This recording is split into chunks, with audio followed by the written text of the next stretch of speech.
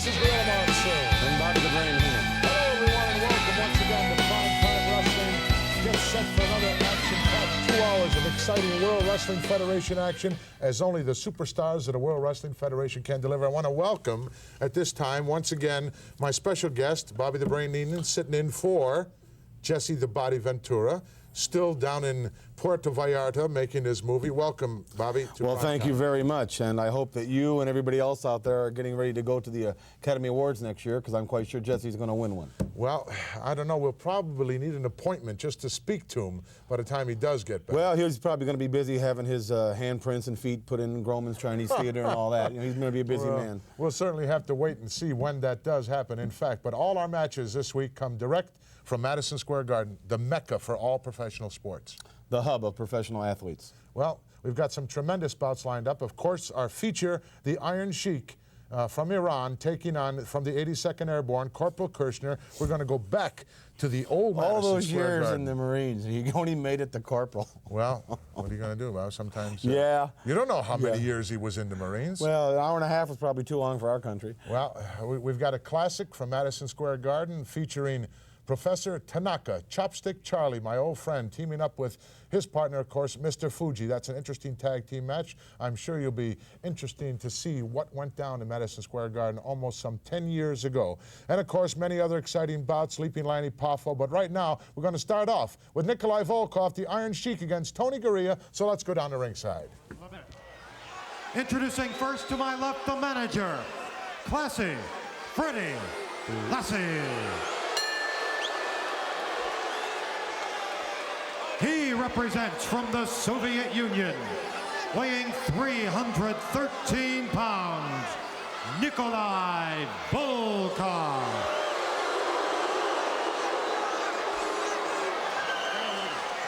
Ladies and gentlemen, Mr. Blassie and Mr. Volkov both request that you all please rise and respect Mr. Volkov's singing of the Soviet national anthem.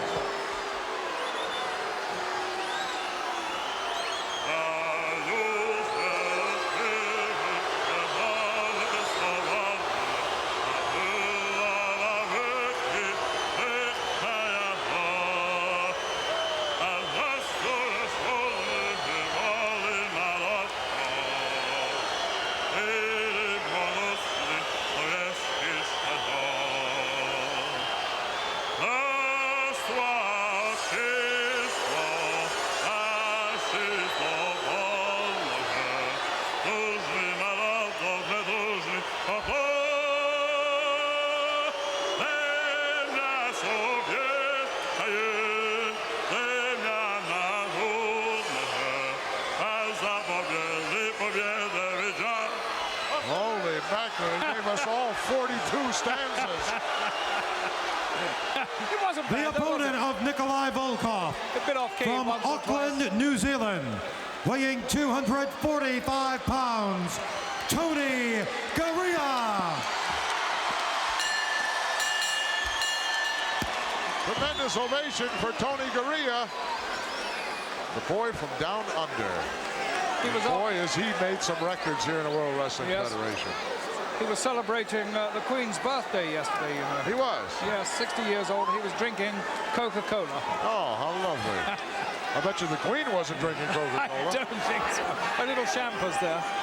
Well, there's no telling how many flags are in possession of Nikolai Volkov, because he lost one. Yes. You know, it puts me back when Nikolai Volkov was a teenager. The strongest one-hand deadlift in the world, Nikolai Volkov as a teenager. Probably one of the most powerful men in the world of professional wrestling today, with the exception of maybe Ted Arcidi.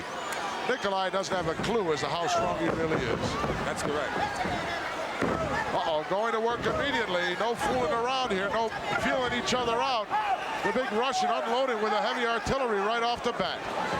He know that he can't feel out Tony Garea, because Tony Garea could sneak a pin in on you real quick before you get ready.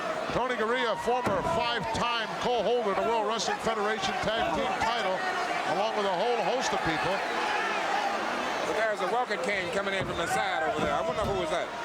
The fabulous this one. Fred Blassie, of course, the fashion plate, always interjecting. You can't, I don't know, for my money, Lord, those guys ought to be escorted right out of there, right back to the dressing room. Wow. And Garea now exploding on the big Russian. Look out, Nikolai for the ride. Oh, right into the lower abdomen. Oh, what a shot to the midsection. And a knee lift. What a beautiful spot that would have been for a sunset flip right there. That's a mark of a great veteran wrestler. When he knows he got you in trouble, he stays right on him, right on him, right on him, won't stop. Small package. Got him hooked. It's over. No. Wow, was that close? Was that close? The veteran once again. Nice shot by our number 5 camera right over the shoulder of the fashion plate. Freddie Blassie, who's looking very concerned right at the moment. Because this man is definitely in trouble. You know, I like a classic match when you stay right on top of your opponent. You stay right on top of it. Excuse me, try to rearrange the facial expression of Nikolai Volkov. There could be some improvement done there. Nikolai started this match off absolutely on fire, but some of that fire has gone out now. Blocked by Garea and a big right hand by the New Zealander. He's got the big guy reeling again. You know you must fight fire with fire. You put a little kick right to the gut. Little fist right upside the head. I didn't expect to see too many flying head scissors in this match, Ernie, or short arm scissors. These guys are going to go out there. That was a most unorthodox pound move by away. the Russian there. Do you notice that? Sort of a reverse crescent. Yes, it was, and caught him with the front of the foot and not the back. And caught Referee him right getting to on the his short case. wrists. Oh, look at that poke by the cane of Blassie. And another one. Fred Blassie wouldn't do that, would he? Take a look at him, Ernie. He's doing it right now. Well, the referee turned around. He wouldn't dare do it now. Tony on the receiving end of the big Russian going to work on the lower abdomen area. Garea in for the ride. Oh, very, very slow. He telegraphed that move a long way away. Garea saw that coming and dealt with it very, very aptly. Unlike Tony Garea to ask for approval to do something in the ring. Atomic drop. Wow. All that weight coming down on the leg. Oh, no way. He's got that right arm out of there underneath. Not going to hold Nikolai down that way. It's car wrestling. You notice Tony Garea tries to pin the man at every opportunity he can. That's the name of the game. When his shoulders are down there, give him a count. Oh, look at that. Look at a guy like the Frenchman, René Goulet, or the big Russian. They like to punish that people before they beat him. In excellent condition right now, and probably thanks to his partner, the Iron Sheik, who is a fanatic at that. That's absolutely true. Both are Olympic wrestlers and both are known for their conditioning, and their workout programs are probably the toughest in the world of professional wrestling. Nikolai is never out of the gymnasium. Very rarely is he ever under 300 pounds also. That's true. Look at this, standing now on top. Second turnbuckle on the inside. Oh, Garea gone, nobody home. Garea definitely with the upper hand right now. Look out. Do it, Tony. What are you waiting for? Don't threaten it, do it. He who hesitates is lost. Well, the referee is telling him not to, and the referee's quite right. Blassie making his way up onto the apron. Oh, he's making a hasty retreat right now, but and now making his way down. you know, but there's a big distraction for Tony Garea. Oh, the big Russian tried to put on an abdominal stretch, and Tony didn't let him do that. Hooked that leg instead, and now going to work on the lateral collateral ligaments of the knee. Oh, that's what you got to do with a guy like Volkov. Go to work on those pins. It looks as if the game plan of Garea is to attack those legs. You're right there. Oh, he walked right into that chop, right in the esophagus area. Strong headbutt to the back of the head. Nikolai unloading now with those big rights and lefts. Tony Garea pinned in the corner. Not a whole lot he could do about it.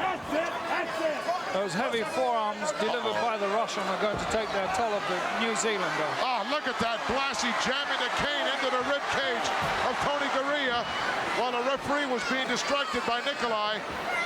How can he stand at it just like nothing had ever happened? Because he's a snake. He's a snake.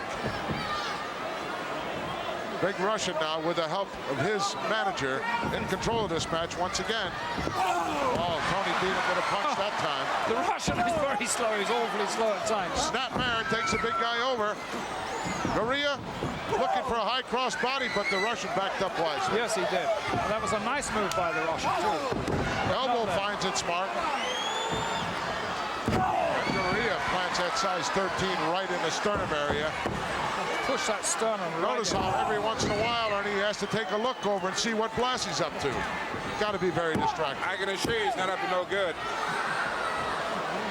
2 count once again. Tony off the ropes. Oh, sunset flip. Good move. Can he reach his shoulders? Oh, he got clobbered. Big Russian bringing both knees down right on the head of Gurria. Whoa, what a right hand miss. Backslide coming up. Shoulders are down. No. What a terrific golden opportunity that was.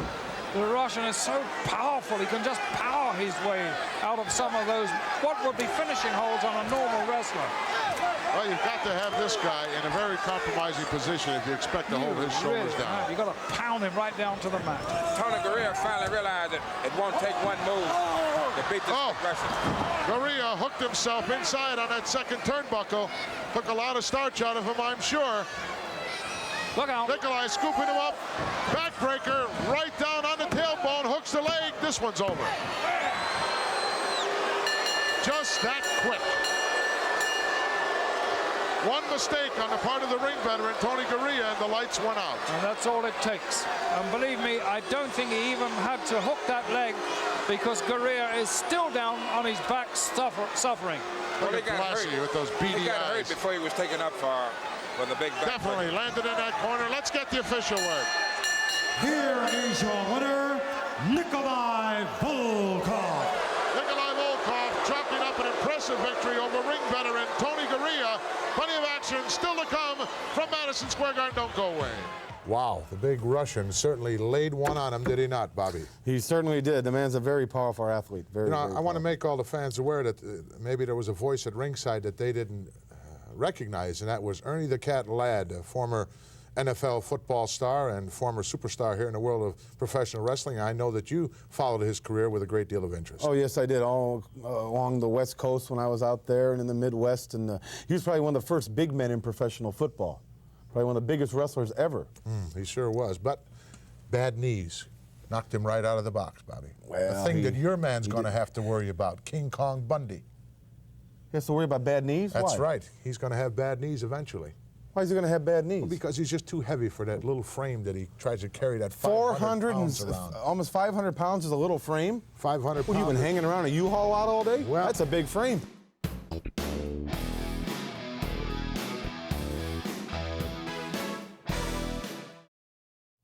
We're back, wrestling fans, and we're about to take a look, Bobby, at a guy who is not making tracks in the world. He's sort of slithering his way into the World Wrestling Federation, and I understand from the grapevine that you're thinking about taking him under your wing. Well, first of all, I don't trust whatever you hear in the grapevine. What I plan on doing down the road is my business. Yes, Mr. Roberts is a very talented wrestler. Yes, he does slither around and make a name for himself. But you don't like snakes. Let's go down to ringside and take a look at Jake the Snake Roberts as he takes on Scotty McGee. Well, snakes. To my right, from Scotland, weighing 228 pounds, Scott McGee. His opponent, from Stone Mountain, Georgia, weighing 249 pounds, Jake the Snake Roberts. I don't want to say anything, Ernie, but that ominous little green bag over by you is moving around all by itself. And I know that's not a little pig, and I can assure you that. You can go to the bank with that. And I tell you something, the Look snake, at it, it's moving now. the snake, that snake, Snake Roberts, wasn't caressing it. He was trying to make it a little more aggressive. Ew, look at that bag moving around. Scotty McGee, youngster here in the World Wrestling Federation, comes in with some impressive credentials. Uh-oh. You know, one thing I must say, we're looking again at something that's fantastic. Jake the Snake is a second-generation wrestler also. Yes. His father was a wrestler. Scotty McGee is a second-generation wrestler. It's hard once it gets in your Snake blood. go to work here. I've never seen him move so quickly before. He's all Scotty hyped up. hard into the corner. Wow, walks right out into a big right hand, leveled right between the eyes. Oh, look at that. He thinks that's a tag team partner over there, I Alfred. think he does. He just went over and grabbed the hold of the bag. Oh, inverted backbreaker. Really went to work on him. Big smile on the face of Jake. And I'm sure there's a smile on the face of Damien as well. Oh, yes. You can certainly get a rupture from a move like that. And Jake the Snake thinks it's funny. Well, I'll tell you, if you turn loose and you don't pay attention to what you're doing, this young Scotty McGee can turn the tables on you in a hurry. Gorilla, tell the people who the tag team partner of Antonio Roberts. I believe you're speaking of Miguel Perez. Miguel Perez is the answer. He has a son now that's wrestling, Ernie. Did you know that? No, I did not. Yes. If his son is anywhere near as good as his dad, he's great. Boy, you can say that again. Right now, Jake the Snake definitely in control of this matchup. Oh, look at that. Nice go behind there. Oh, look, he's happy with himself. Didn't realize that Scotty did a nice back roll and came up waiting for him. Suplex out of nowhere. Scotty McGee with a gut wrench job, taking the Snake over. That's hard when you give away that kind of height advantage. That really is, and I don't know how. Oh, look at that. Just slithered right out of there. Just like the Snake that he is. I don't know, that bag is still moving around on me. I'm keeping one eye on it all the time. Well, Gorilla, I don't like something because the bag is near me. I think Robert should have been keeping one eye on Scotty McGee then, because he caught him on the outside the ring. Dropped down in front by Scotty. Over the top goes the Snake. Oh, nice hip lock. Well executed, good height to it. Oh, right on the chin. Oh, I think that was more to the bridge of the nose. 2 count. The most The Snake able to kick out. He wants timeout. There is no timeout, my friend. You know, one of the great things about being a professional wrestler in individual sports, you have no one to blame but yourself when you get beat or when you get hurt or when you get in trouble. When you're playing pro football, you got 10 other guys out there to help you and protect you and save you. You get a substitute. You cannot look. He's calling. He's going for his Trying to get Damien involved in this matchup. No, whatever you do, whatever you achieve or whatever you don't achieve, you can go and say, I did this. And right now, that's what Scott McGee's thinking. I'm doing this to the Snake because he's doing very good. Oh, look at that shot. Right to the external occipital protuberance on the back of the head of Jake the Snake Roberts. Gorilla, you just lost with the last red light. Oh, my God. Gorilla, let me share something with you. You notice Scott McGee continue to move. He never asked the fan not one thing. Could he stump the man in the stomach or not? He stumped him in the stomach. That's the mark of a second-generation wrestler that's been around to be able to take corners from his father. Unorthodox move there. Very unusual move on the part of Jake the Snake. Looked like he was going to run him in for a ride, and instead he just took one step and then clotheslined him very nicely. Unorthodox and very, very effective, because look at McGee. He is not really moving too well at all now, holding his knee and suffering also in the lower rib region. He's taking quite a bit of punishment. You know, hard right to the jaw by the Snake. 15, 16 years ago, I had the opportunity to see Jake the Snake's father wrestle right here at Madison Square Garden. Gonna roll him up. Oh, he did that twice now. Oh, DDT. He dropped that patented DDT move on him. This match is over. It's over right now. I can't believe it. Vicious move that is. Scotty McGee is out of it. It's over. Look out. Damien being dragged out towards the center of the ring. Will we see it? Is this Damien? Because I believe he has several Snakes, hasn't he? They're all Damien as far as I'm concerned. I can't believe it. Going to work, untying the bag. Why would they let him bring it out? Howard Finkel not in too big of a hurry to get in there. Yes, he is now. Holy mackerel. Look at the size of that thing. Jumping, deathbed. Excuse me. Oh, that is a The winner of monster. this bout, Jake the Snake Roberts. Just look at that. Oh, my word. Talk about your boa constrictors. Take a look at that one. Wow. He's over 100 pounds. I think he's more got like that 300. tongue. Oh, don't do that. God, Come on, referee. Don't let him do that. Now, surely that Snake can get a hold of McGee. Not only that, they bite as well. Just look at that vicious creature. Oh, look at that tongue. Look at that. Poor Scotty McGee, under the weight of that approximately 150-pound boa. Yeah. Come on, referee, do something about that. How uncouth can you be, Jake? This is despicable. Look at this. He's enjoying it. Look at him. He's He just enjoying loves it. He just loves it. Look at it. Look at the Snake going to him. Well, Jake called him over. He said, come on over, Damien. And Damien obliged in a hurry. Oh, come on, ref. Wow. Yeah, look at the muscles in its back, that Snake. And the thing about it, the man is unconscious. He's trying to regain his sense to get away from this. Look at, they're both slithering now together. Yes. And look how Some he's sort of talking to ritual it. dance, I think. That tongue going out there. Does that mean it's happy when it's Look at waving Scott around McGee, like he's that? I'm looking for something to eat, preferably English style.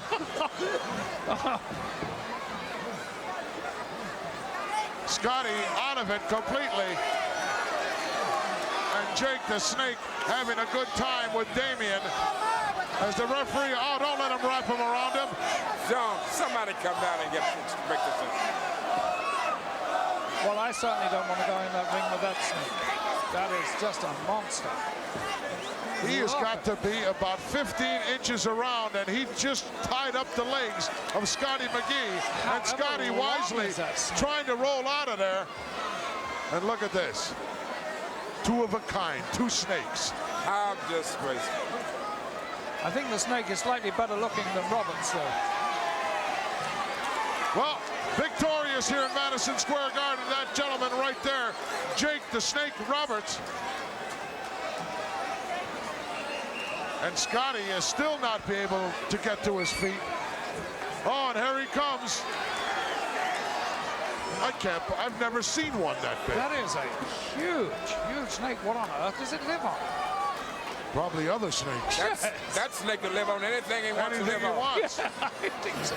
Look at Jake having trouble just carrying him. Wow, I understand that is the only drawback holding you back. Brain? No. You don't like snakes. Well, I don't hang around with them. I don't like weasels You hang either. around with King Kong Bundy. Well, he's a not snake as far as I'm well, concerned. I'm not concerned with what you're concerned with. Some of the things that he's I like done. what Jake Roberts did right there to McGee. He intimidated him. He kept intimidating that man. It's the only way you become. Without the snake. And with the snake. He kept letting it crawl over his busted up carcass over and over again. That's the mark of a winner. That's disgusting. That's humiliation. Yes, it is. Everybody thought That's what you thrive on. What about the refrigerator, Perry? What How about big it? he was. They talked about his size, his weight, the refrigerator, the name. He intimidated people. The Bears intimidated people. This guy, that guy. They intimidate people on the football field, not inside the squared circle. Jake does it inside the squared circle. I do it with my brains. Well, the opinion of Bobby the Brain Heenan. And right now we're going to get another opinion from a good friend of mine. Let's go to a special interview with Tito Santana, former Intercontinental Champion. Amigo. All right, special guest at this time. Very popular man from Tacula, Mexico, former Intercontinental Champion. He is certainly an established superstar of the World Wrestling Federation. He is Tito Santana. And Tito, you know, we talk about wrestling a lot, but, you know, we can kind of go back and recap your career. You started out playing collegiate football, actually high school and collegiate football at West Texas State, then on to the Kansas City Chiefs, and later with the British Columbia Lions up in Canada. And then all of a sudden wrestling popped up, and it, I guess, was your first true love. It sure was, Gene. You know, wrestling has been good to me. And all these years that I've been wrestling, you know, I like to follow the rules, Gene. And now I'm faced with a situation. From the beginning to now, it's been about 10 years, and I come with a man of the likes of Savage.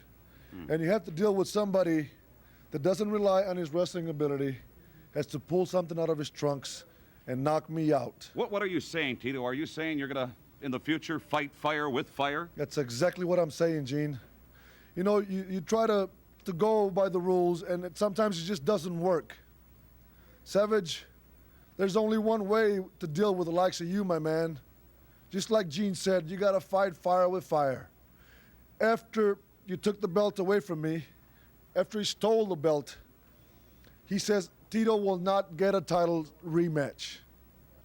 Savage, it's not up to you, my man. Championship committee. The championship committee has given me a rematch, and it's just a matter of time when you and I are going to be faced in the ring again, Savage. And I guarantee you, you're going to be faced with a different Tito Santana, brother. Fire with fire. Arriba!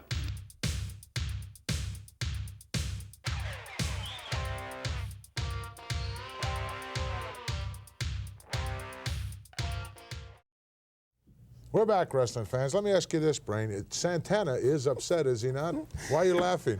Remember the guy on TV years ago used to say, baseball's been very, very good to me? Yeah. Obviously, that guy at one time in his life had talked to Tito Santana during immigration check or something, because he's picked up his dialect just like that. Let's go to ringside at Madison Square Garden as King Tonga takes on Paul Christie. It's not a laughing matter, Bobby. Amigo. Illinois, weighing 222 pounds, Paul Christie. His opponent from the Isle of Tonga at 273 pounds, King Tonga. Big hand from this capacity crowd for King Tonga, although he's in there with a real ring veteran in Paul Christie. A very, very cunning wrestler, a man who knows his craft, knows his profession very well indeed, and had a lot of experience. One thing about King Tonga, he's got great size for his nationality, and plus the fact he's got a real mean streak in him. He got a streak of fire in him when things goes opposite to what he think it should be. When they make a tremendous comeback on you, he make you pay the price. That's absolutely true. If it came down to it out in the parking lot, I want him on my side. I know that. There's one other enviable thing he has. He has a 100% record. I played pro football with a couple of guys that you'd want on your team. I'm sure. I'm sure. When it come to a parking lot brawl, one was named Mo Mormon with the Kansas City Chiefs. Nice go behind. A lot of early action in this matchup. Christie tried to front switch his way out of that, but couldn't do it. Just too powerful. Those powerful arms wrapped around him, he couldn't make it. You know, all these South Pacific guys, you can't get big like that eating coconuts and bananas. No, I think you have to go into the gymnasium. I think so. Christie now with a hammerlock. Turns it into a armbar here. Oh, look at that reversal. One arm reversal on that. A nice switch again by Paul Christie. Snapped him right over with it. Oh, going to work on the bicep. You know, it's an amazing thing how Paul Christie went over there. If he stayed there and King Tonga twists that arm like that, you're twisted right out of place at the shoulder. Tear it right out of there completely. Tear it right out of its point of insertion. Both men back on their feet, and that's where Christie's got to be effective in this match. Yeah. We've spoken about Tonga before with those bare feet. And we have a thing there that it's difficult to knock him off because they're like suction cups on the mat. Of course, they can be stepped on, too. Yes. But it's difficult to knock him off his balance. Christie is heavy enough to, to get any advantage by doing that, but it's certainly there to be done. I don't know how they do it. I could never enter the ring in my day without any foot attire. Ernie, I'm sure you couldn't either. I could never. I can't walk in the sand barefooted, unless I get some practice in it. Because I keep my shoes on all such a great portion of my life. When I step outside on the shells, I cannot take it. And you step in the ring and someone step on my foot, oh, the fight really starts. Rings the bell right away. Tonga definitely in control of this matchup. Yes, of course, he's able to outpower Christie, outstrength him, and I believe outmove him. Yeah, but Christie's been riding a lot of this, He's a very experienced wrestler, and sometimes he'll give you the impression that he's not doing too much, and yet he is. Look at his inside fighting ability is tremendous. All that stopped. And so is King Tonga's. One shot stopped all that in a hurry. Yes. Listen to the sound of that open foot. Oh, can't do that, Tong. You'll be in a hot shower in a hurry. Christie trying to soften up the big guy. Sends him in for a ride. Left hand, maybe he's a southpaw. Those blows are not having an awful lot of effect, I'm sorry. They're really not. It's like punching away at a steel iron bar. Look at this. Talk about your power. There it is, right there. Just deadlifted him, set him up on top, sprawled him along the top of that turnbuckle, and now he's at complete mercy, and Tonga says, okay, I'll let you come on. 278 pounds to make a great offensive tackle. I know a lot of backs would like to run behind a lineman like King Tonga. What's he, about 6'3", 278 pounds? He's a powerhouse. Oh, I figure he could put an offensive guard real good. Christie, of course, giving away 50 pounds to Tonga, and he really hasn't been in the battle so far. Well, he'd have to be a little quicker, He's not really showing great quickness. He's making a mistake, but trying to show that he can be a brute with a brute. Playing the other guy's game, Ernie. You don't do that. You don't do that. Yes. Don't play another man's game. Play your own game. Uh-oh. Might be a little biting in there. Tonga got tangled up in the ropes, and he's down the canvas. The referee not even laying a count. Both men are under the bottom rope. I tell you what I'm looking for here, Gorilla and Andy. I'm looking for King Tonga to explode any moment, like one of those volcanoes they have out there in the South Sea Islands. Well, I can assure you one thing. Christie is going after him now. Look at him. Late chokehold right in front of the referee. The camera might not have a good shot of Tonga's face, but Tonga's face is changing the color there. Look, Another blatant chokehold. Referee not really into this match. Tonga seems to be struggling a little bit there, but I don't think he is struggling too much. yes, he is. He's gasping for air. You think so? Well, he yes, was put in that position because he got his legs tangled up inside the bottom rope there and went down with Paul right on top of him. But I don't know. One of the main things when you're gasping for your air like this, if you can hold on, and a great deal of fresh air comes in, boy, you're rejuvenated, you're ready to go, I can assure you. Take a hike, take a stroll around the ring, and you got plenty of time out there That's to do right. it. Well, as the Lord stated, Tonga's about to erupt in this match, and it's going to be over when he does. I think it will. It's going to be over. Because he is, oh, God. Karate shot. Oh, he blocked that kick. Yeah, Look out. fast. The He is adrenaline's so flowing now. Ooh, scoops him up. Big slam. Oh, yes.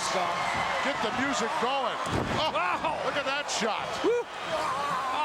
Tonga unloading with a heavy artillery, and Paul Christie, the recipient. 278 pounds coming down like that from a height of 6 feet down. And coming alive, too. Oh, Oh, reverse crescent kick right to the back of the head. Look at Christie. He's out of it. Tonga now going to the outside. Taking his time. He knows he's got his man down in a compromising position. super Bombs confident. away, coming up. Oh, get the shower ready this What one. a headbutt. He can bust the coconut wide open with a headbutt like that. Right to the jaw of Christie. He is not going to move from that canvas. It's all over but the shouting. He'll be sleeping until they come get him. Oh, look, he is out, out, out. Raised the ire of the big guy, and he inadvertently put the lights out for Paul Christie. The winner of the bout, King Tonga. Wow, what a display of power, pure and simple power, Bobby. Something that your man, King Kong Bundy, boasts about all the time. Incidentally, I haven't seen you raising any great question or knocking on the door of the championship committee looking for a return match with Oh, him I also. am. You are? Oh, yes. I'm concerned right now with some Andre the Giant business. I'm also concerned with Hulk Hogan. What I happened understand in you're Wrestle... raising some litigation with Yes, Andre? I am. Yes, I am. What seems to be the problem? Jack Tunney, the president of the World Wrestling Federation, seems to, I know he's working on it, but he seems to be just a little bit lackadaisical about it. But in WrestleMania 2 in Los Angeles, I knew when we stepped into that ring, we'd been double-crossed. Did you ever see a cage like that before? Well, it did have a rather small door. Small door. But there's other ways to get out of the Ricky cage. Schroeder I weighed can't help 88 it. pounds, and he had trouble getting in the cage. I How's can't Bundy help it if supposed to get Bundy out? can't climb.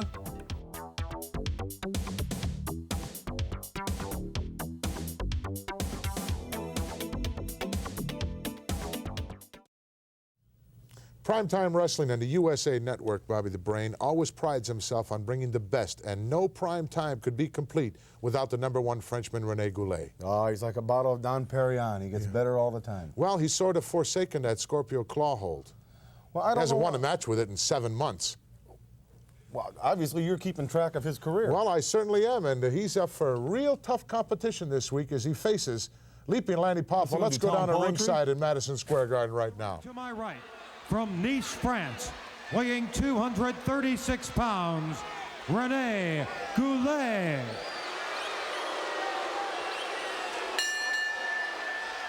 His opponent from Downers Grove, Illinois, weighing 236 pounds, Leaping Lanny Poffo. Ladies and gentlemen, as usual, Leaping Lanny has a poem for us.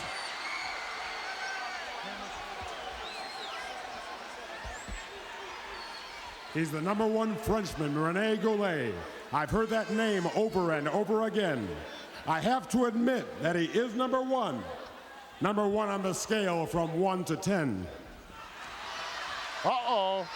Rene Goulet not going to be too happy about that. What a put down by the poet laureate of the World Wrestling Federation, Rene Goulet. But you have to admit, Poffo has a rare sense of humor. Oh, he certainly does. Ernie, when you and I were wrestling years ago, we didn't have too many poets around, did we? No, we didn't have any, matter of fact. And I can assure you one thing. If Rene Goulet gets the opportunity, he'll eliminate this sport tonight. Well, Rene Goulet, the #1 Frenchman of late, Alfred, I'm sure you're aware of that.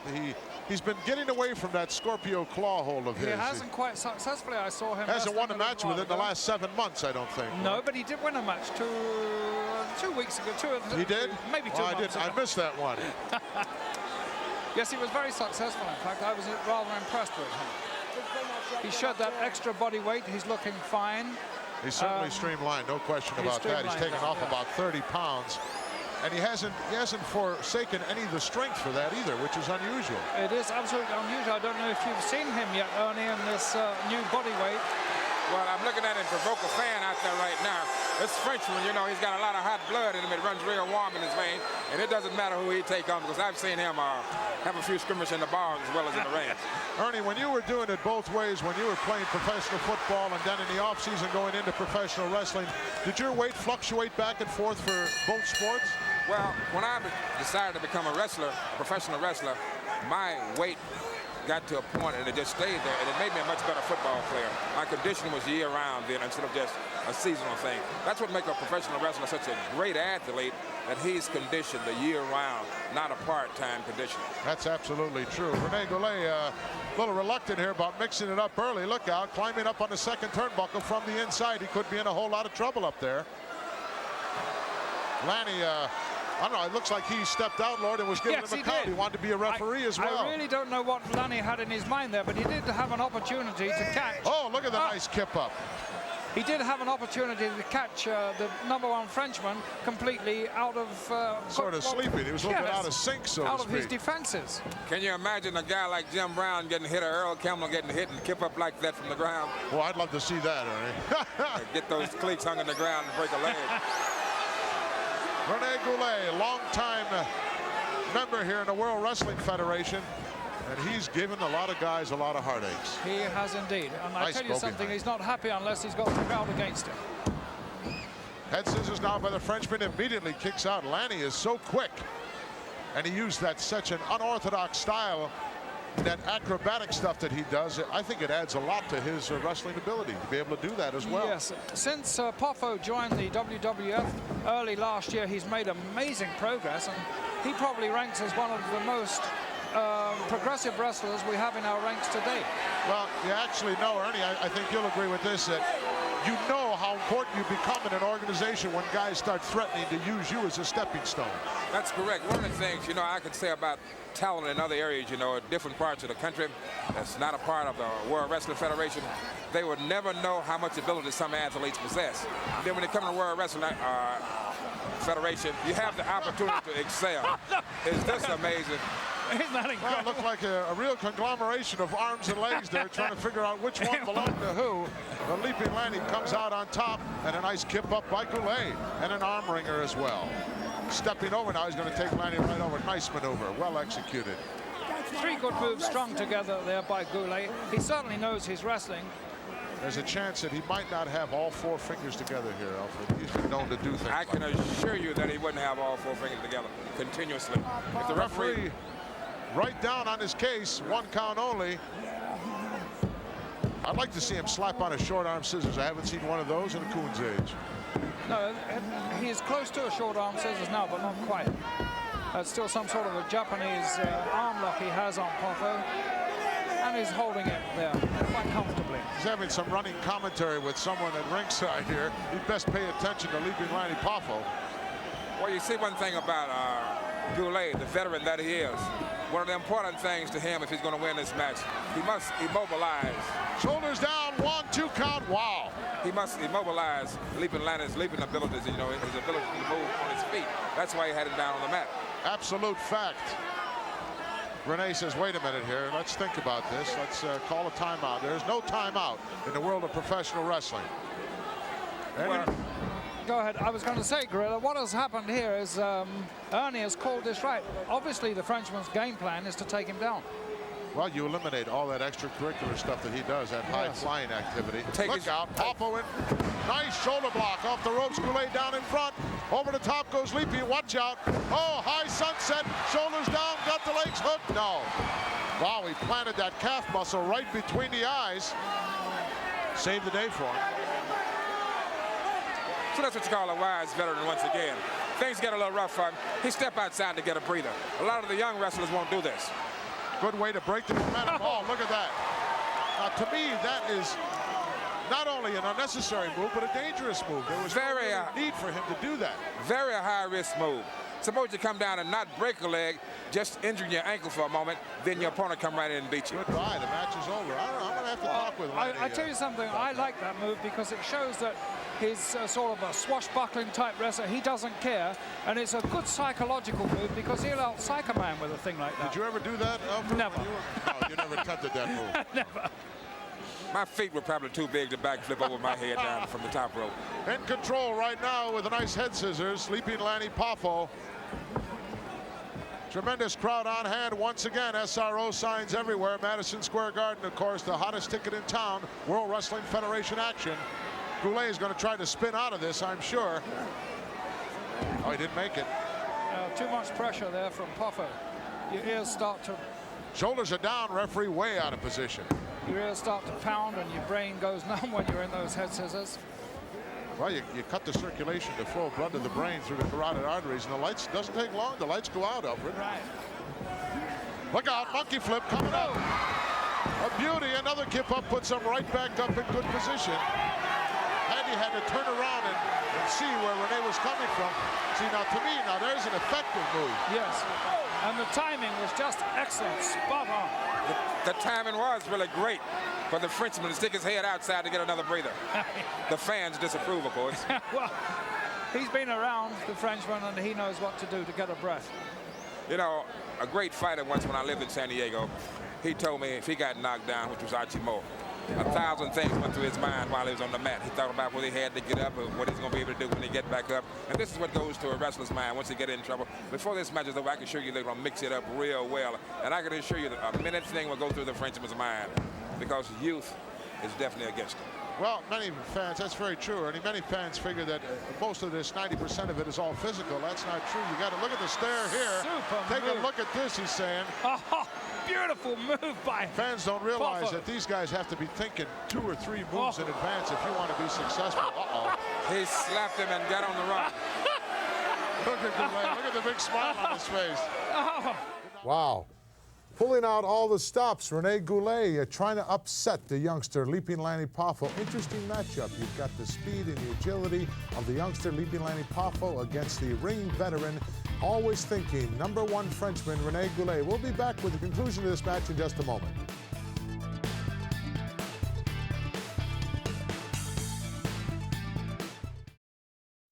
Let me pick your brain. What has Goulet got to do in order to get by this youngster? Well, he's got to forget about Leaping Lanny's ability to leap. He's got to rely on his experience. Well, we're going to find out as we go back to Madison Square Garden right now. Right now. He's taking a little... And Poffo saying, come on back, please. That's what you call a cutie pie move. You get your opponent upset, and now Poffo is capable of making a mistake. That's a veteran move once again. To slap a man, to insult him, to intimidate him. Poffo saying, go ahead, give me another one. He wants another one. Look at Goulet. This is a little reverse psychology here. Wow, big uppercut by Lanny. And another one. Look out, the Frenchman in for the ride.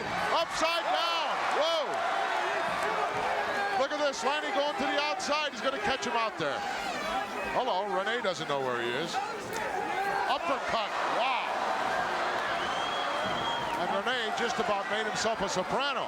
He landed in a very awkward situation. Listen to the sound of those punches. Oh, look at that.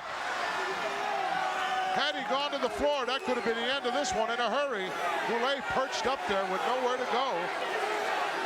He's not smiling now, Ernie. This is what I was telling you about when that heavy material's been put on you. You try to get your head together. And a minute thing is going through his mind now. He knows he's going against a younger man.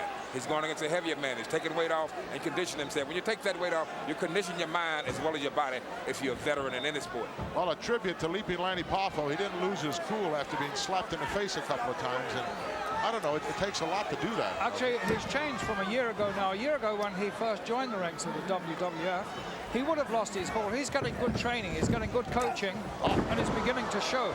Nice knee right to the lower abdomen by the #1 Frenchman, Rene Goulet. Caught Lanny coming off those ropes 100 miles an hour. Yeah.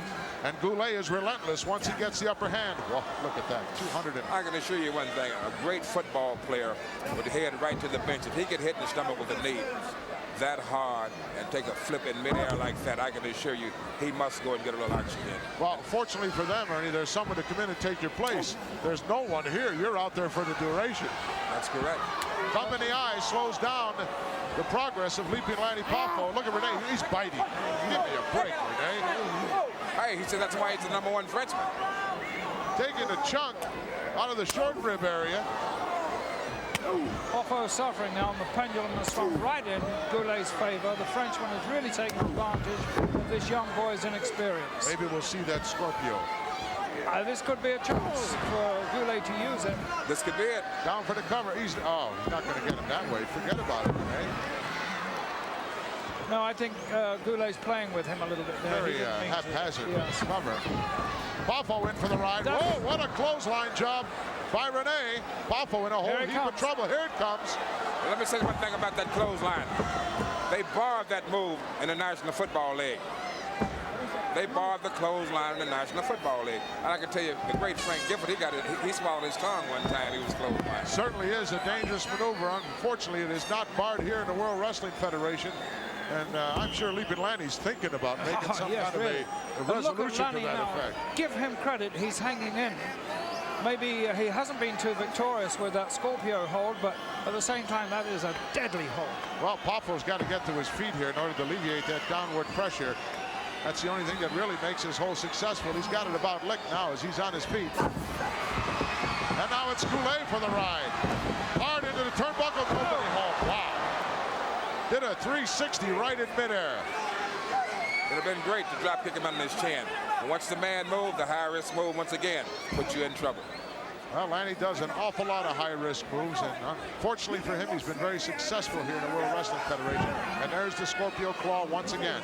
Slapped on by the #1 Frenchman. He's determined to get a victory with that claw tonight. Boy, I haven't seen him get one in quite a while, Ernie. I'm waiting to see one. Well, as the old saying goes, tonight's the night. Tonight. Look at determination on the face of ring veteran Rene Goulet as he slaps on his Scorpio. Big smile on his face because he's in control. Goulet has given up playing with Poffo now. He's really trying to beat this youngster, and if he does, it will certainly further his career a lot more than it has done recently. Well, he's lost the advantage now as Lanny made it to his feet, and Rene goes in, and another missed drop kick. Looked like he fell on his head there to me. Goulet came right over. Nice This move. roll up. Good Shoulders move. are down. Referee out of position. 2 count only. Uh-oh, Goulet saying it's the worst referee he's ever seen in his life. He didn't say that in French either. No, it was in English. Down again. No, and Lanny manages to get that right arm out of there. He may have a point in going for him there because that was a late count. Poffo ripe for the picking here. You can say one thing about the Frenchman. He's picking the pace of it up, and he knows. Well, he won't run out of gas on you out there, and he's in such great condition that if the match should go an hour, he'll still be there. Oh, yes. Super conditioned athlete. But then again, so is Poffo.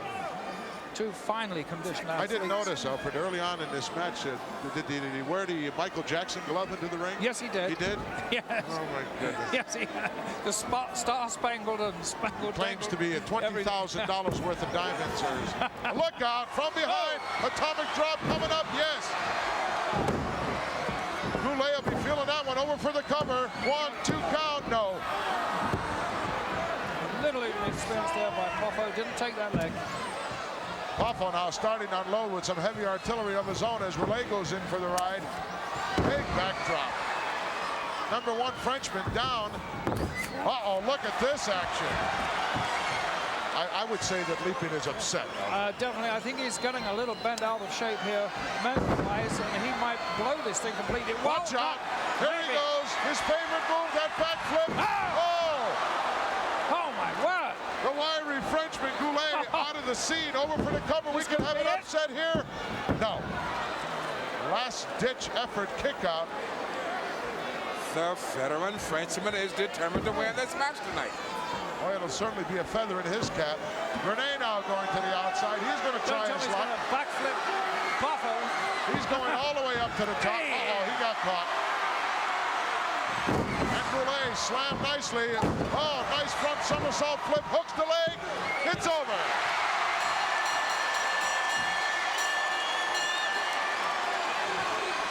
Talk about your nip and tuck battles. That went backwards and forwards, and I think that the Frenchman was a shade unlucky not to win that match. He had the young boy in a lot of trouble. Inexperience was showing a little bit with Poffo. Let's get the official word. The winner of this bout, Leaping Lenny Poffo. Poffo victorious and gives us another backflip for good measure. Rene not too happy about it, and one more in the loss column for the #1 Frenchman. Let's go back and take a look at the nice front flip as he polishes off. Got caught on the ropes there. Oh, look at that. Boy, that took the wind out of him right there. And that was a twisting throw, if you'll notice, off the top rope. Reaches back, hooks the leg. And took all the wind out of the sails. And the rest was academic. And gets the 3 count. You know, Bobby, I think Lanny was very fortunate in that match. He missed about at least three that I saw, high-risk moves that could have ended the match immediately. Well, that's because he's a punk. You know, he just he does things. That remark was not called for at all. He's not a punk. Well, right? he is. He's a young punk, and he does a lot of flashy things because that's the way his mind works. He That's wants to his impress the style of people. wrestling. If the referee had been laying head-to-head down, I bet you could have seen Goulet's shoulder was up probably. He counted from the side. No, I don't think that's Goulet's shoulder was not up. I but believe it I think that Lanny, in the years to come, has got to eliminate some of that high-risk stuff from his repertoire, or he's going to end up with a very, very serious injury. No question in my mind about that. Well, I don't see Bundy trying to do any of that stuff. Well, Bundy's almost 500 pounds. Especially the back flips. Well, Bundy's not the kind of a guy to come off the top rope backwards and do all those kind of flips. He relies, he's more of an earthling. He stays right flat on the ground. He does all his stuff that way. We won't see King Kong Bundy flying around very much, but we will have our classic, and we'll be back with it right after this. The FAA won't talk to you either.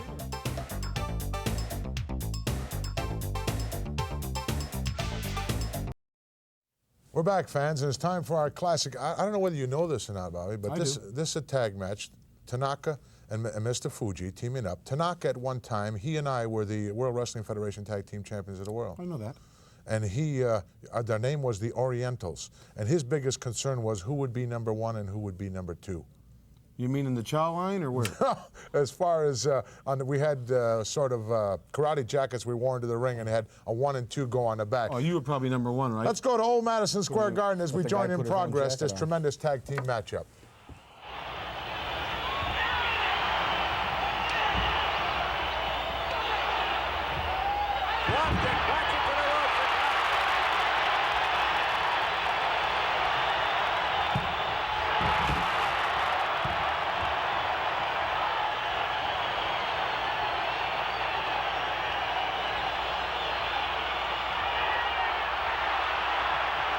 Back down on his shoulder.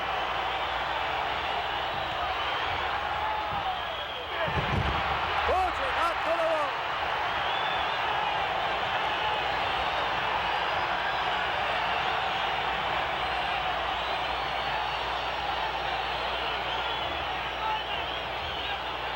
And these fans have really come alive.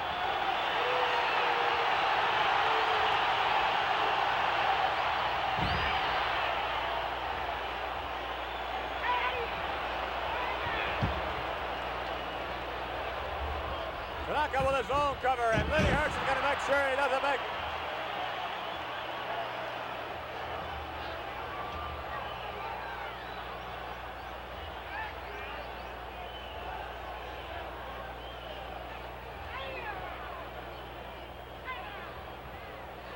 Things have turned around a bit for Jose, and he certainly is in the wrong territory over there in the corner of Fuji and Tanaka.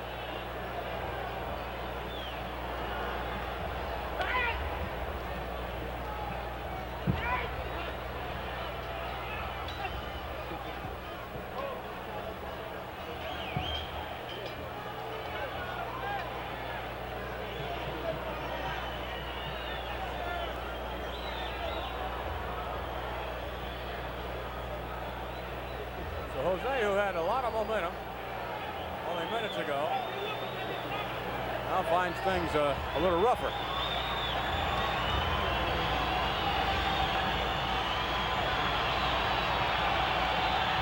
Back to his feet, Jose is. Coming off the ropes, shoulder block, knocks him down. Headed to the ropes again, off again. Oh, my goodness, there it is. We alluded to that hold earlier. That's that kamikaze clothesline.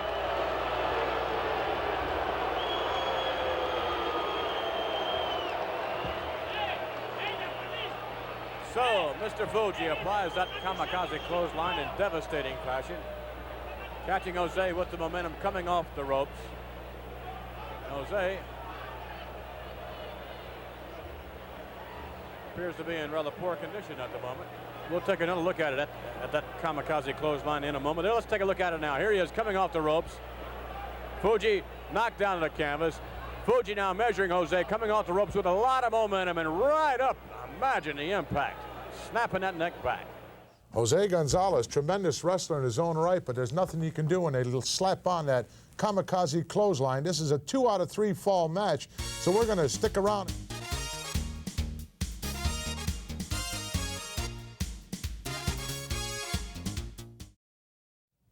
We're back, wrestling fans, and Lenny Hurst and Jose Gonzalez looking to even up the score in Madison Square Garden in our classic from 1977. So let's go back down to ringside now and see if they can, in fact, do just that.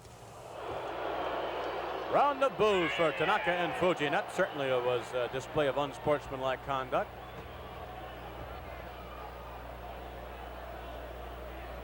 Bear in mind that the team, the two competitors who ended the match, must begin the second fall. Jose Gonzalez must again face Mr. Fuji. And I imagine Jose is still seeing stars after that kamikaze clothesline.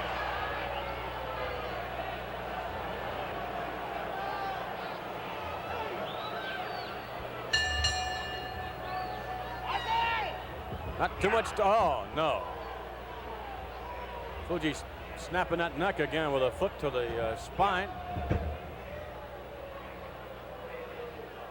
I would think the only hope for Jose Gonzalez at this moment is to somehow tag his partner Lenny Hurst. Again, keeping the punishment on the neck is Mr. Fuji. Snap back. Oh my goodness. Out on the apron. Fuji kicks him all the way off the apron.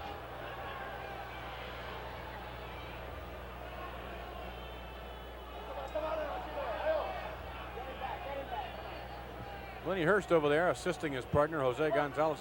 He may not get back up, depending on what kind of fall he had out on the concrete floor. There he is, just barely perhaps getting there. Now he's on his feet. Tanaka getting in a cheap shot, and there's Fuji to meet him coming under the rope. Whip to the rope again. Back body drop. My goodness. And now the powerful Tanaka will come in.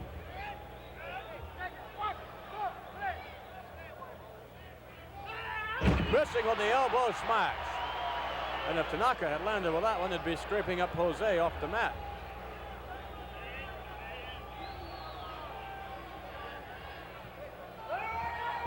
Whip to the ropes again, another, no!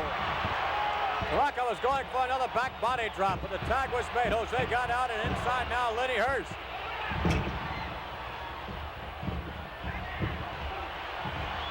Hurst doing very well for himself, but does not have the power.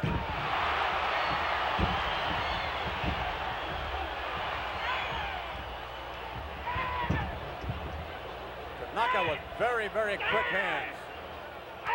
Oh, my goodness. Hurst knocked down. He was really knocked out of there.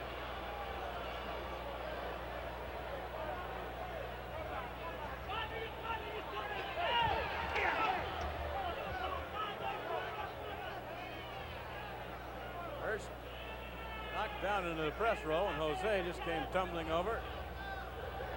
Help him out, and miraculously, looks like Hurst is going to get back into the ring. Perhaps not for long, though. Tanaka has his way.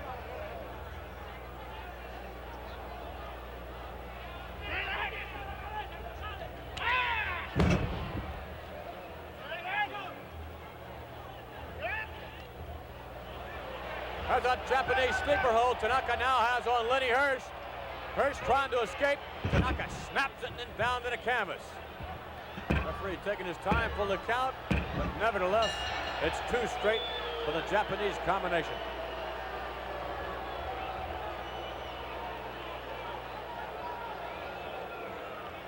So Fuji with his kamikaze clothesline, and Professor, the Japanese sleeper hold, chalking up 2 straight falls here for the victory in the tag team competition. Ladies and gentlemen, the time of the second fall, 4 minutes, 2 seconds. Winners of straight falls end the match.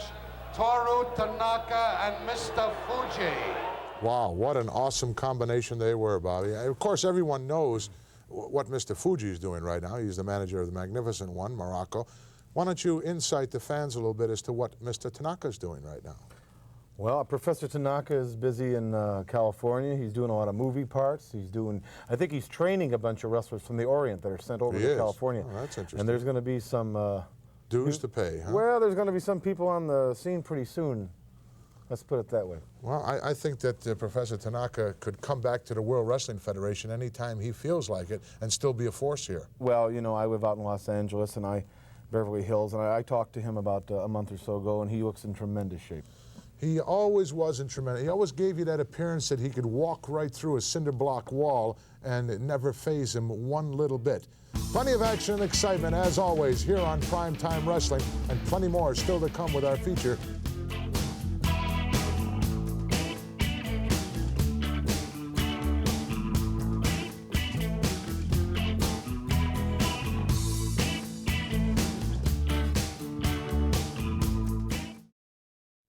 We're back, wrestling fans. A tremendous match coming up here, Bobby, on Prime Time. CV Afi, newcomer here to the World Wrestling Federation, looking to make some waves against a guy who's a stalwart here in the World Wrestling Federation, Iron Mike Sharp.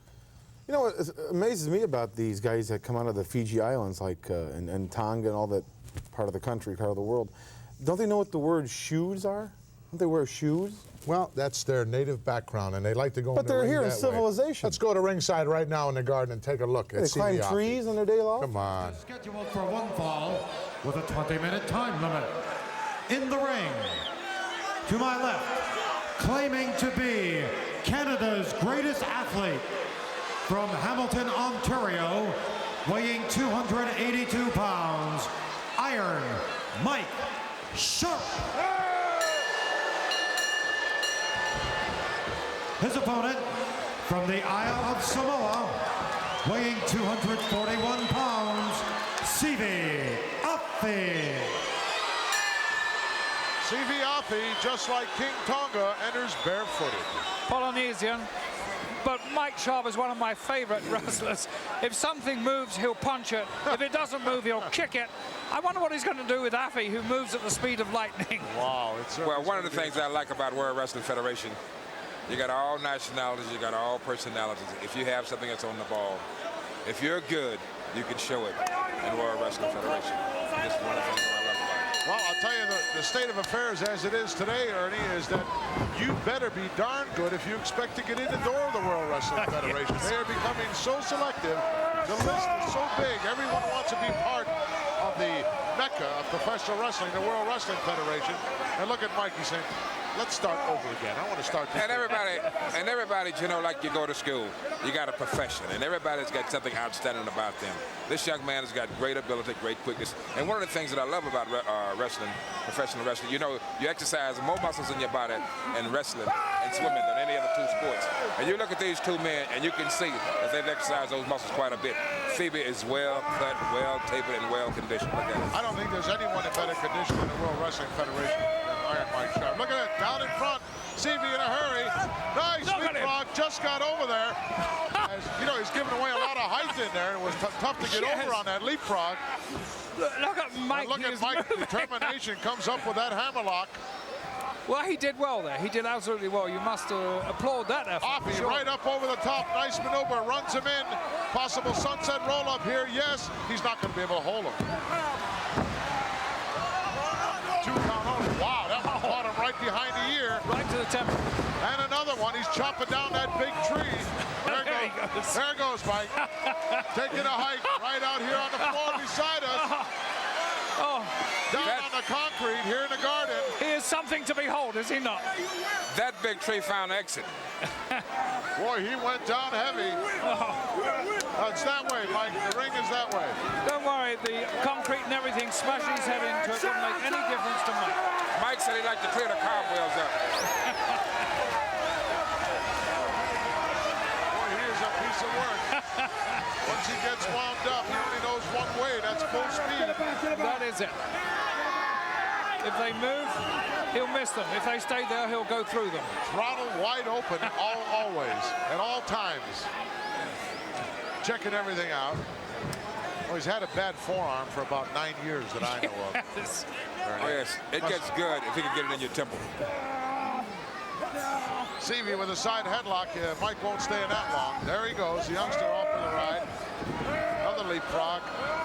High crossbody. No. Slips over the back. He's going to try it again. Another roll. Uh-oh. Sharp. Too smart. That Look out, held Mike. onto the ropes, but Seavey's waiting for him. Oh, drop kick and a beauty. And a new exit again. Oh, look at him now. Look at Mike. Now he's into the ringside. Right over the iron rail. Oh, here's something else. Took a tremendous fall out of the ring and then got up and staggered right into the steel railing around the ring here. Took a fall over it. My word. He'll have to buy a ticket if he stays out there very long. Gosh, who else do you know would actually get back to his feet after taking a fall like that? Well, gentlemen, I'm going to show you one thing. This is the mark of the condition of a professional wrestler. He took the bump out of the ring onto the hard concrete floor, over the rail, onto the floor again, and I can assure you the vertebrae take a tremendous whipping. They take a tremendous pounding over a period of time like this, and the man is right back in the ring. He's back in there just like nothing happened there. Look at him, Arnie. Look at him. Have you ever seen anything like him? He's an unusual athlete. He doesn't lift a lot of weights. He do everything with core. High repetition, High repetition. Push-ups, push-up, push-up. Hindu squats. You need an unlimited amount. Seavey up on the ropes, monkey flip coming up. Oh, he landed right on his feet, and another drop kick. Good move by And Mike's Happy. down again, but here he comes. Oh, he moved out of the way of that one. How many times can he go to the well? Look at the expression on Phoebe's face. Came right down on that lower lumbar area of the vertebrae. And that'll make you numb for a number of minutes and maybe a number of weeks. I would think so, and I would venture to say that Affy has delivered that double drop kick to many, many opponents and caught them every time. But with Mike, you can't guarantee that. You can't knock him out. What a kidney shot. Well, with that forearm support. He injured himself there, and so this is what Mike Shark is doing. He's going to work right on the injured area. You know, if a guy gets a hurt ear, hurt head, you don't want to go to his foot. The man hurt his back, so Mike Sharp went right to his back. Not if you know what you're doing. Look at this, big backdrop. Oh, right down again on that same area. Right in that lower lumbar and kidney area, over for the cover. Oh, you want to be a referee too. You better pay attention to what you're doing. If he'd reach back and hook a leg, then he might have got him. Yes. Those things don't occur to Mike, though. He just wants to Now he's giving the life out of somebody. He's giving the referee a little tongue lashing over there now. Well, he better pay attention to his business in the ring. Big mistake on his part. He gave Seavey a lot of time to recuperate here. In for the ride. Wow, he came in on an angle there. Didn't hit that corner flush. That'll do some further damage to that kidney area. And Sharp definitely in control of this one at this point in time. Oh, what a shot. Excuse me. Welcome to the real world. The bruising, bustling style of Iron Mike Sharp has really upset Seavey Affy, who is usually so smooth, so oily smooth, and very, very efficient as a wrestler. He doesn't seem to be functioning quite that way. I'm looking for him to figure this one out. Him in again, and ducks underneath a big right hand, high cross body. There goes Iron Mike down, referee right there, but only got a 2 and maybe 2.5 count. Wow, what a nip and tuck battle going on in Madison Square Garden between these two individuals, because they both realize how important this particular match is to each one's career.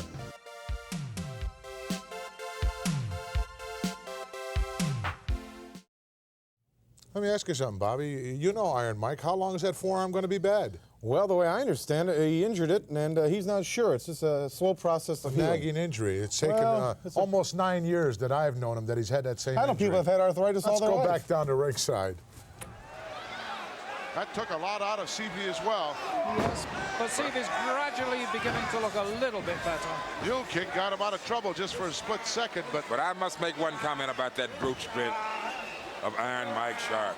Did you see him heave his man right off? he's tenacious. Oh. Just did a nice clothesline number on him and calmly comes up the steps like Yes. he was like he was going for the 8 o'clock mass or something. Yeah. Look at him. He's taken a tremendous amount of punishment, but you would never be able to tell that. He said that Gretzky is not Canada's #1 athlete. He is. Bear hug. One of his favorite maneuvers, and he can slap that on with the best of them. I don't know. He's kind of low there. He's a little got bit that low, a little bit too low to do any damage as far as breathing is concerned. But he's punishing that lower lumbar area that's already been severely injured. Sifu needs to get out of here in a hurry, whether it takes a shot to the eye or whatever. Bang him in the nose, do whatever is necessary, because this thing will be over in a hurry. He's going to have to work out something here because he hasn't been too effective against Iron Mike Sharp. Uh-oh, he rang the bell for him, but he's hurt. Very important match in both men's careers. Yes, he put a little extra pressure on the eardrums of Iron Mike Sharp there. Affy, of course, has a splendid record, a really super record. I hope he doesn't let it go by the way here this evening. You know why his record is so good? He's a very smart athlete. Always in the end, the smartest athlete will prevail. Ringsider's getting a big kick out of it as Iron Mike was rammed 10 times. Being superior athlete certainly has a tremendous impact on whatever you do, whether it be professional wrestling or professional football or any sport for that matter. Look out. CV wrapping him up. Hard in, nobody home. Wow. Went right over the top and rammed into that steel turnbuckle. And his head got a nice taste of that steel turnbuckle. He might be busted wide open here. We'll have to wait and see. That was just a bad injury there for CV Affy. A setback, I should say, more than an injury. Of course, there's one thing you must say. They've been known to bust a coconut with his head, though, so that might have been a bad place for that steel to hit him. The only trouble is, those coconuts don't hit back. You're correct. Good back elbow. This guy's going to hit back all night long. Wow. Right just on the sternum. And another one. That one. A little while ago, he was flat on his back, and he is again.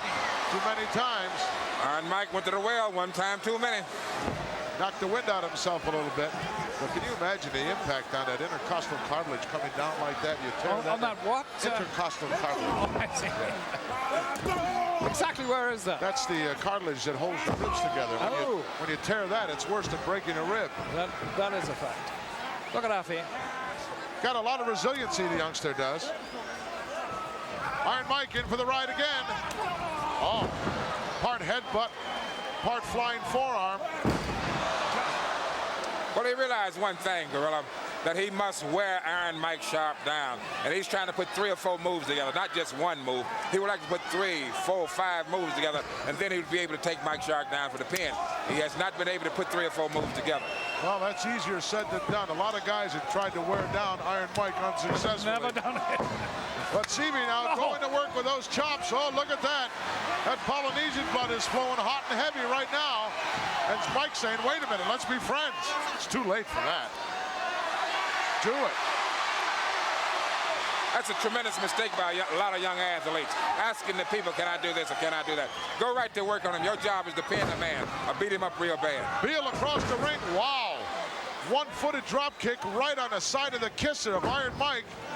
Now he's doing what Ernie said. He's stringing those moves together now. Look 4 or out. 5 came all in a bunch there. He waited about 2 seconds too long. Pulled up his knee pads, Ern. I think that's what took the extra time.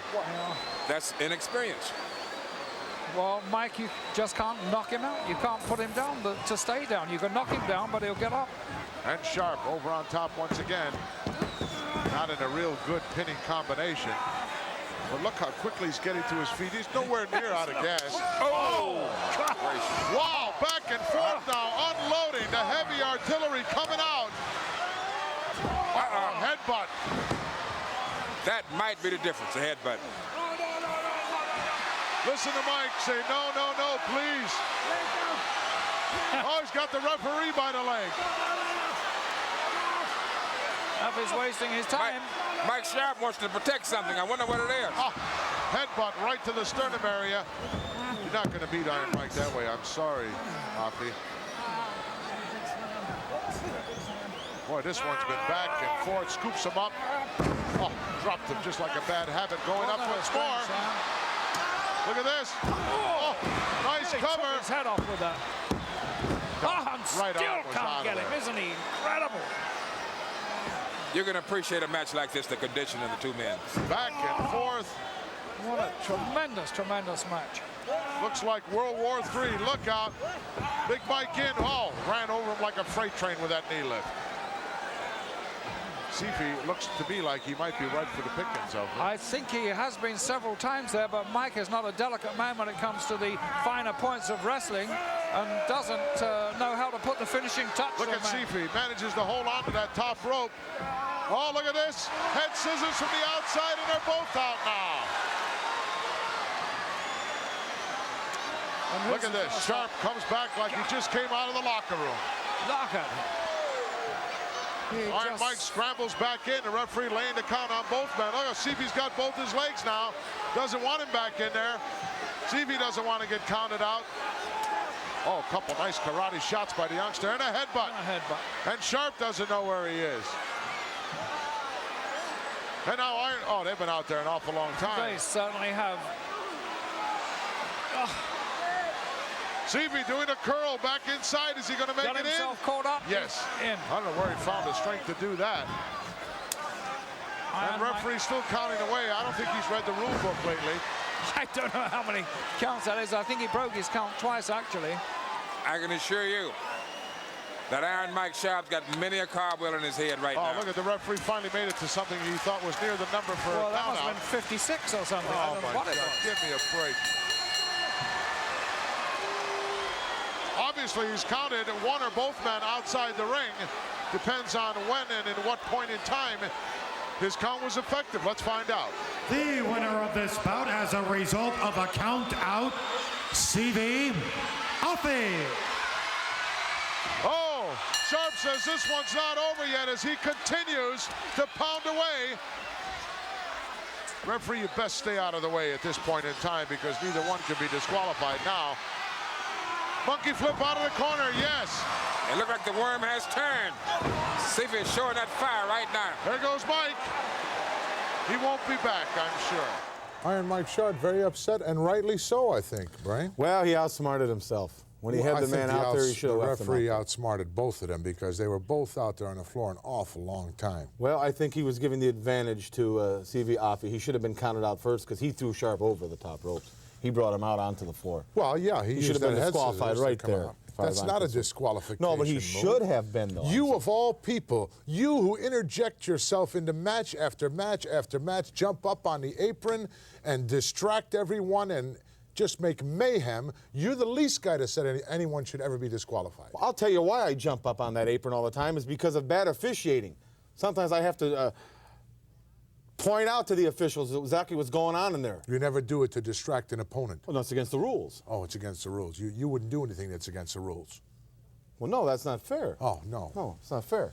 Oh, my goodness. I'd help cut a guy's hair. Fountain of misinformation. Bobby the Brain Heenan. Maybe A lay a guy special in the interview hospital for a coming your while. way right now with my colleague, Maybe hit him Mean with a Gene. board. All right, fans, come on in. Jimmy Mouth of the South Heart. Come on in, if you would, Jimmy Hart. Boy, I tell you, that is rich looking. That is rich looking, but you know what's cheap looking? I'll tell you what's cheap looking. You see the stupid, stupid underwear. You know, every arena I go to around the country, whether I'm with adorable Adrian Adonis or I might be with the Funks, the Junkyard Dog by branding me on national TV. Now all of a sudden these stupid fans out there, when I go places, they throw me underwear like this. I don't wear underwear like this. What kind of underwear do you wear? None of your business. No, You don't- I've seen your... Oh, of course you have the whole I boss. do. Oh. I love 'em. Adrian Adonis. Hey, Hoss Funk, gentlemen. Forget it. Those are Jimmy's. I Leave think them they're alone. rather They're not my dainty. underwear. They're not mine. All right, Adrian Adonis. Gene, take a look at Adrian Adonis and take a look at old Hoss Funk. Right, baby. And what do you see? I'll tell you what. I wouldn't touch that with a No, 10-foot I'll pole. tell you what, we might look different. What about a 5 foot? But Jimmy Hart is putting some people together that like to fight. You throw my brother in there and you throw the Hart Foundation in there, and you got some people that are tough. And there's some people around here that better look out. And I'm talking about the Junkyard Dog, Hulk Hogan. And there's a little bitty old midget that better watch out too. The Haiti Kid? Yeah, he better stay out of our way. No, I mean, what possible threat could the Haiti Kid at under 4 feet tall? You never trust a midget. Never trust a midget. Never trust anybody. Right, Adorable? Who told you that? He doesn't even brush his teeth. What if he bit him in the kneecap and he got gangrene and they had to chop his leg off? That's right. He would go to court, he wouldn't have a leg to stand on. This is totally ridiculous. We're out for everybody. Everybody's gonna eat their lunch, Jack, because we're not gonna spare nothing. We're gonna take it up and take it down, and they're all gonna go down. The Hout Foundation is just gonna be snapping along, Daddy, just down the road. All right, Adrian Adonis. Stronger than ever. Boy, I'll tell you. Stronger than ever. All right, Jimmy Moth of the South Heart. That's right, baby. Terrible Terry Funk. You're probably wondering where Terrible Terry is, aren't you? Well, it's none of your business. If you don't mind, I would just as soon conduct this interview. All right, well, go ahead. We'll do it. Don't be sitting there like an elephant sitting on your tongue. None of your business. I'm not going to tell you. And I'm not going to tell you where the Anvil is, and I'm not going to tell you where Bret the Hitman Hart is. But I'll tell you who's right here, baby. Jimmy Hart, the Mouth of the South, Hoss Funk, and adorable Adrian Adonis. And I'll promise you this, we'll be the most predominant force in professional wrestling in 1986, and you can take that to the bank. That's right. And we'll take it never to the see Tobacco Road. That's right. All baby. right, You can tell him, Hoss, Daddy. you care to divulge where Terry Funk is at? Terry Your Funk brother? is in very, very serious training. That's right. There's another name that we haven't mentioned yet either, Ricky Steamboat. Oh. You know, I've seen him on television. I've seen his martial arts exhibitions, and I know what he can do with karate. Karate don't scare us. Gentlemen, always good chatting with you. I Thank love you. fruit. Adorable, yes. And Hoss Funk along with Jimmy Hart.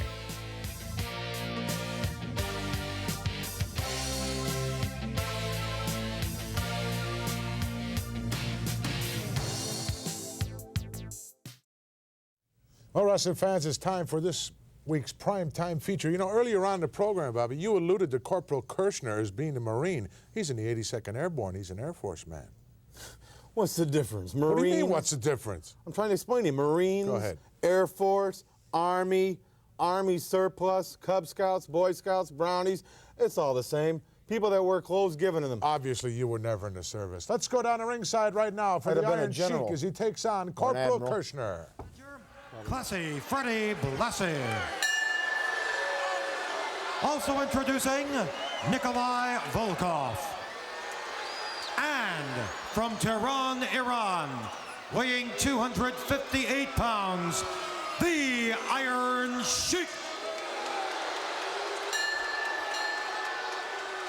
His opponent will be making his way towards the ring from Fort Bragg, North Carolina, weighing 263 pounds, Corporal Kirshner. Are you people shut up? I don't say you are. Where's the corporal? Let's take a look at him. There he is. 82nd Airborne with the stars and stripes raised high as the ringsiders are on their feet to welcome this youngster. I have never seen anybody get so high for their matches the way that Corporal Kirshner does. He seems to be able to hype himself from absolute zero to the top. Look at the sincerity in his face when he holds that flag, you know. Coach Eddie Robertson, the winners of football and all college football, one thing he said, it's great to be born American. Absolutely fact. Oh, Pearl Harbor job done by the Sheik, as he didn't even give the corporal a chance to step between the ropes. And Kirshner sent in for the ride. Come on, referee. Oh, a punishing clothesline by the Sheik there. And I think he's going to try and put that headpiece around his neck. Using it like a hangman here, choking off the supply of oxygen. Did the bell ring? I don't think the referee's rung the bell yet.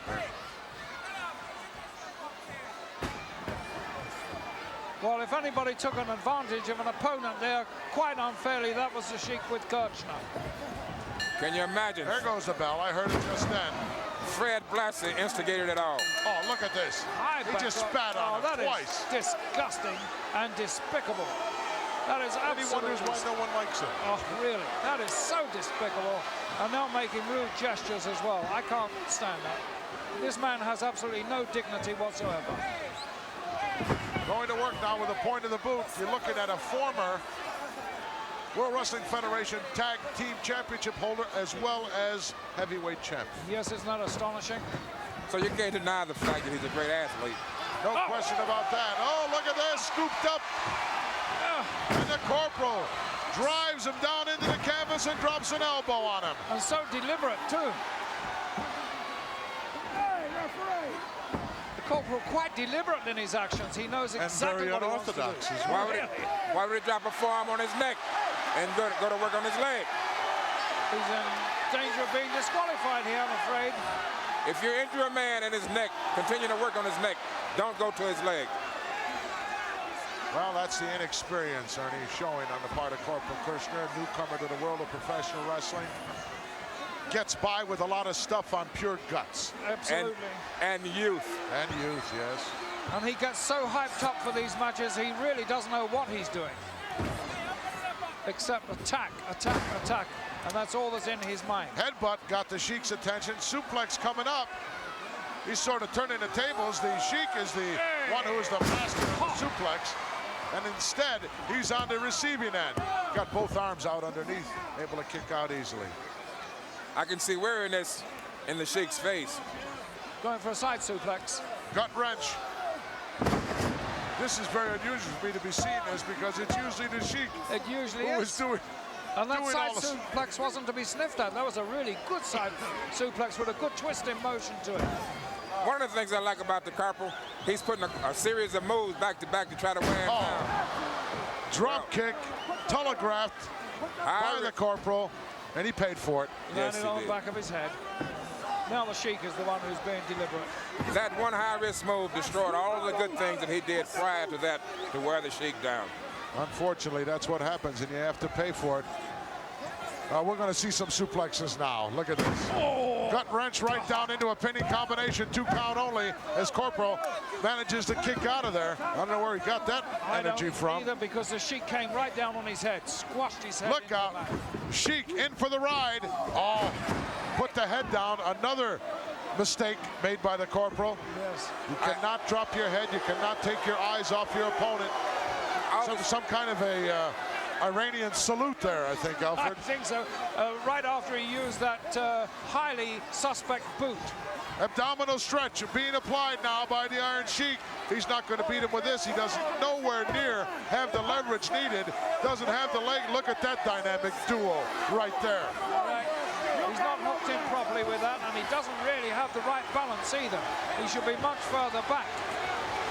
I don't know, if I were Corporal Kirshner, I'd want to have somebody on my side out there. Oh, nice high hip lock.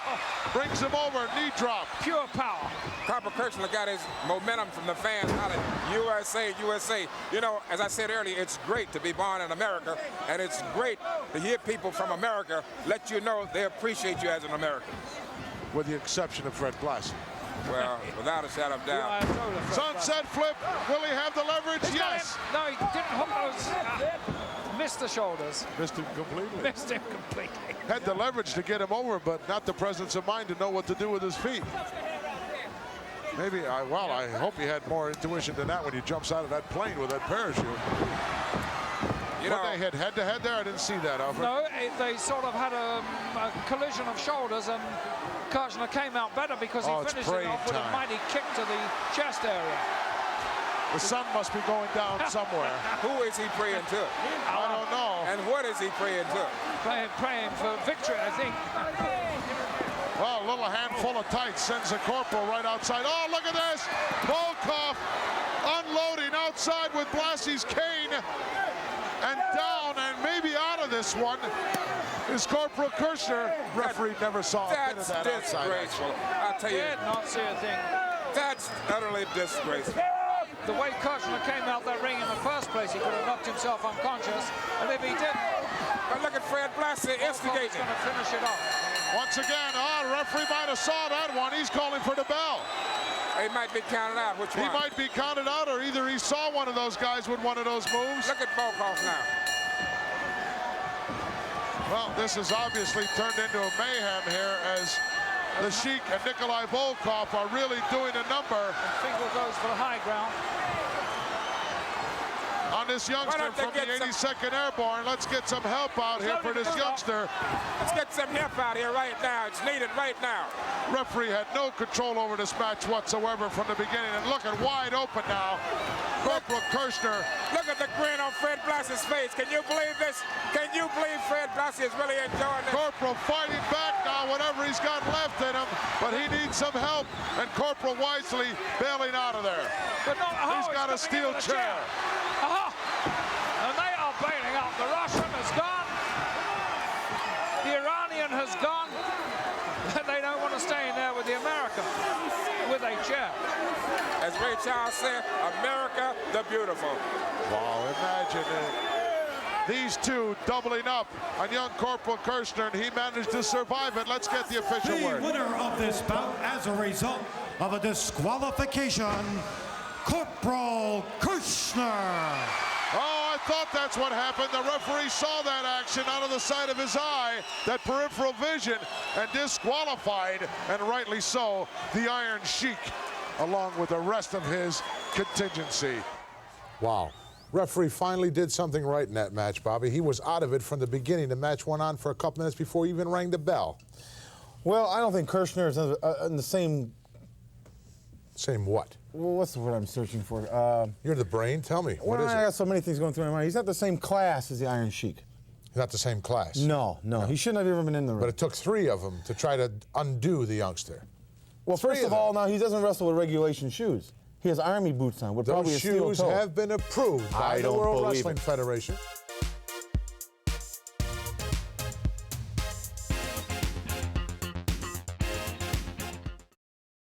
Well, that wraps up another week here on Prime Time Wrestling. We saw some tremendous matchups, and I can, first of all, I want to thank you, Bobby, for being here, and I can honestly say that you were not near as obnoxious as I thought you would be. Stick around. I'll be back next week. Oh, that's what I'm afraid of. Don't forget, wrestling fans, watch TNT on its new time every Wednesday at 8 and, of course, 7 Central. And, of course, on Sundays, my other colleague, Mean Gene Okerlund, a dear friend of yours, with All-American Wrestling, comes on at noon and 11 Central. I like Gene. As always, the best in wrestling action right here on USA Network and, of course, Primetime Wrestling. What makes you think I'm obnoxious? If we had a mirror, well, you could just take a look in the monitor. Gorilla Monsoon for the brain. Wait a minute. The obnoxious brain saying so long, folks. There's nothing wrong with me. Take a look.